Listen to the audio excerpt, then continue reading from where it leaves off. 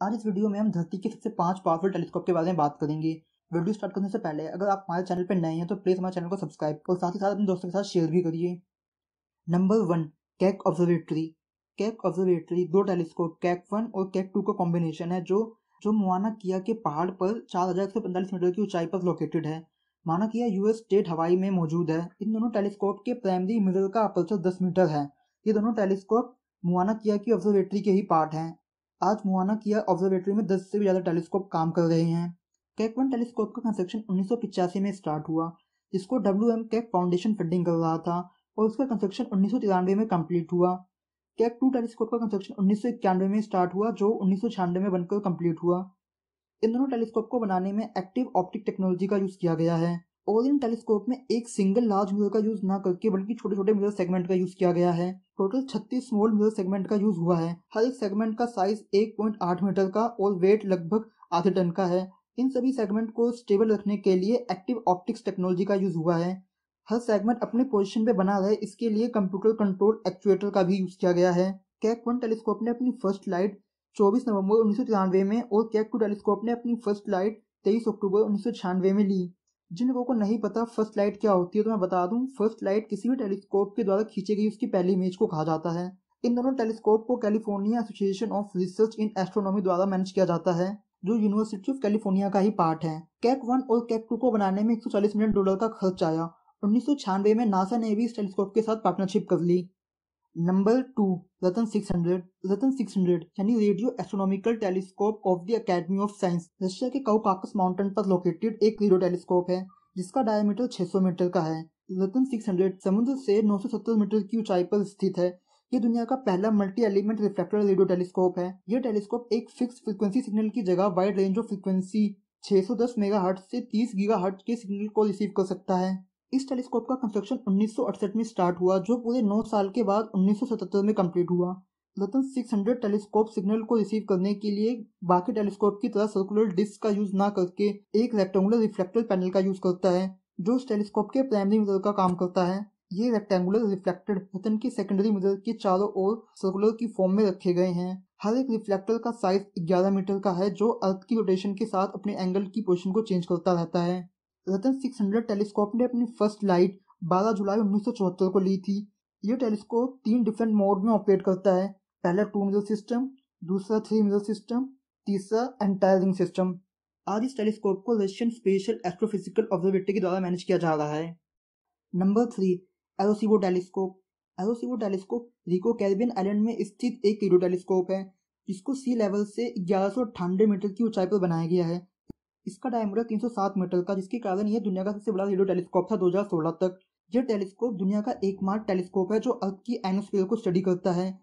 इसलिए साइंटिस्ट ने इसे NAIC यानी नेशनल एस्ट्रोनॉमी एंड एनोस्फीयर सेंटर का नाम भी दिया है।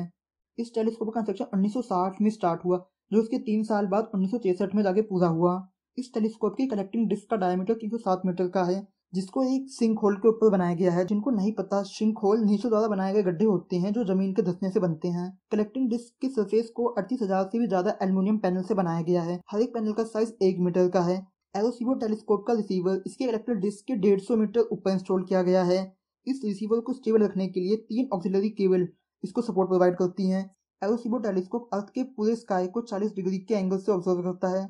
इस टेलीस्कोप का use 3 major area research, radio astronomy, atmospheric science और रेडार एस्ट्रोनॉमी को स्टडी करने के लिए किया जाता है।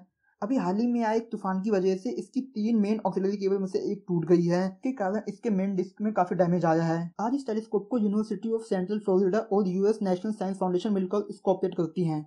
Number 4, fast telescope. फास्ट यानी 500 metre aperture spherical radio telescope south China के गुइजुआ प्रांत में स्थित दुनिया का सबसे बड़ा अपर्चर फील्ड रेडियो टेलीस्कोप है। चाइना में इसको तियानयान के नाम से जाना जाता है, जिसका मतलब होता है आई ऑफ द स्काई। इस टेलीस्कोप का डिजाइन 1994 में ही तैयार कर लिया गया था, लेकिन इसका कंस्ट्रक्शन 2011 में स्टार्ट हुआ, जो 2016 में जाके कंप्लीट हुआ। इस टेलीस्कोप के मेन डिस्क को भी एरोसीवो टेलीस्कोप की डिस्क की तरह एक सिंक होल के ऊपर ही बनाया गया है, लेकिन फास्ट टेलीस्कोप की डिस्क एरोसीवो टेलीस्कोप से ज्यादा डीपर है, जो इसको wider field of view provide कराती है। इस टेलीस्कोप ने अपनी फर्स्ट लाइट जुलाई 2016 को ली थी और अगस्त 2017 तक इसने 2 न्यू पल्सार को भी डिस्कवर कर लिया।